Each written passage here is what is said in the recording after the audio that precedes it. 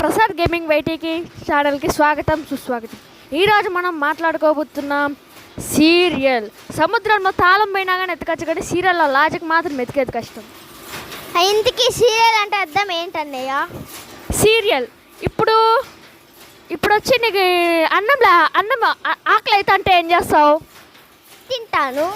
అదే సీరియల్ అయితే జాగాకుని మళ్ళీ దాంట్లో బియ్యం పండించి అన్నం చేసుకొని తింటారు. అంతటితో అయిపోతుందా? అయిపోదు. మళ్ళీ పప్పు చేసుకొని తింటారు, మళ్ళీ బ్యాళ్ళు ఉద్ది బ్యాళ్ళు అన్నీ పండించుకొని తింటారు.